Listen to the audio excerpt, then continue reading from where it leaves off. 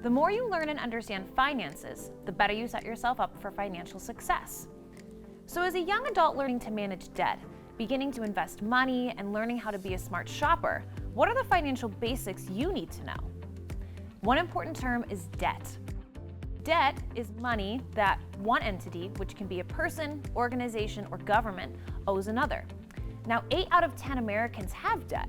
So with odds like this, knowing as much as you can about debt before you need to borrow money will help you make the best financial choices for your future.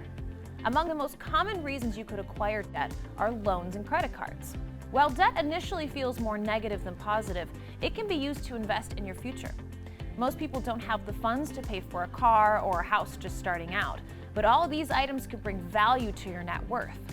Your net worth is essentially everything you own minus the value of everything you owe. A house will put you into debt initially, but the value of a house typically rises over time, so owning a house has the potential to positively affect your net worth. Examples of bad debt are payday loans, which are short-term loans you repay in 2 to 4 weeks and typically have high interest rates that can approach 400%. Now, no matter what type of debt you end up with, creating the right budget and repayment plan are vital to your success. The longer you have the debt, the more money you will end up paying over time due to the debt's interest rate. To learn more about the interest rates and budgets, you can watch our beginning balance interest and budget video on our website. Now, what we are going to focus on now in relation to budgeting, repayment plans, and interest is how to use interest rates to create a repayment strategy to pay off your debt. The first strategy we are going to cover is paying debt off from the lowest amount debt you owe to the highest amount you owe, regardless of the interest rate. This method is sometimes referred to as the snowball method.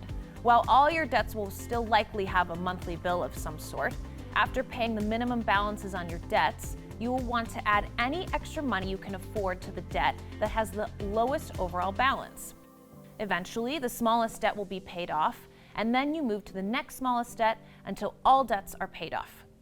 The next repayment strategy is sometimes referred to as the avalanche method and is accomplished by paying your debts off in order of highest interest rate to lowest interest rate until all debts are paid off.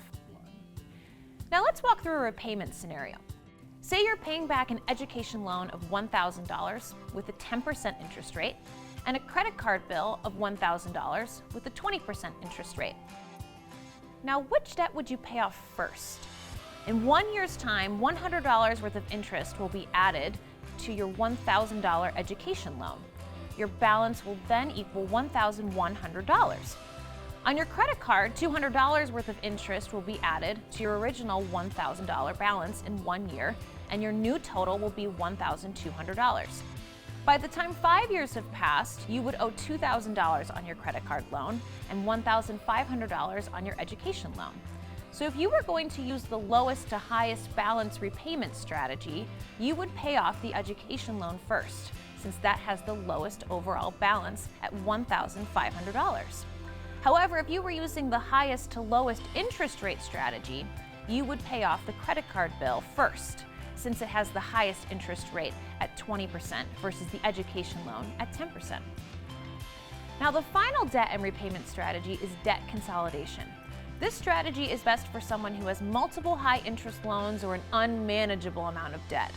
Debt consolidation is when you combine all your loans into a single debt or loan with a single interest rate.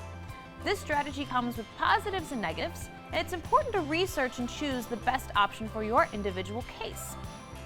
Now, when considering consolidation of higher education loans, be careful to research whether the consolidation loan would cause you to lose the protections offered with these types of loans, such as forbearance and deferment options.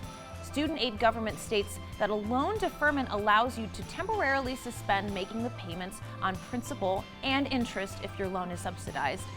Visit studentaid.gov for more information on consolidating student loans.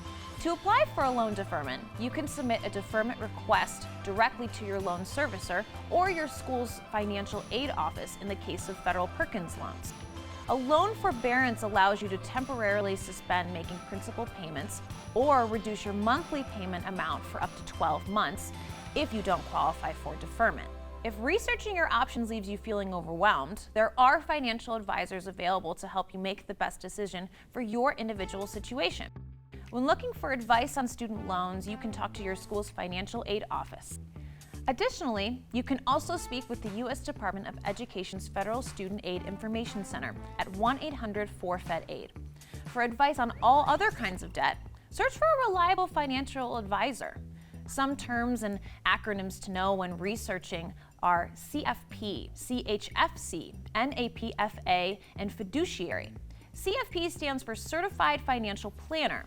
CHFC stands for Chartered Financial Consultant. While they would have less education than a certified planner, they are still well-versed in personal finance. NAPFA stands for National Association of Personal Financial Advisors. It indicates the advisor is fee-only, meaning they don't partner with any organizations who pays them to sway you towards using their services. And lastly, a fiduciary is a person who holds a legal or ethical relationship of trust with one or more other parties. This means they are obligated to act in their client's best interest every time. Debt can be a scary concept when first starting out. However, the more you know and research, the better chance you have of being financially successful in your future. Let's review what we have learned about managing debt. 1. There is good debt and bad debt. Good debt, like buying a house or investing in your education, will help you grow your net worth over time. Bad debt, like payday loans or high-interest credit cards, will put you farther into debt over time, even when you're paying your bills on time. 2. Two strategies to pay off debts are to pay them off from lowest balance to highest balance, or highest interest rate to lowest interest rate. 3.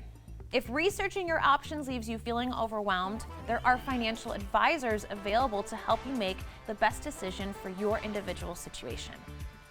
Head over to WBGU.org/educational videos for more ways to improve your financial literacy. This financial literacy video was brought to you by a grant from the Ohio Broadcast Educational Media Commission and WBGU-PBS in consultation with the Ohio Department of Education. For more videos in our financial literacy series, please go to WBGU.org or visit WBGU-PBS on YouTube.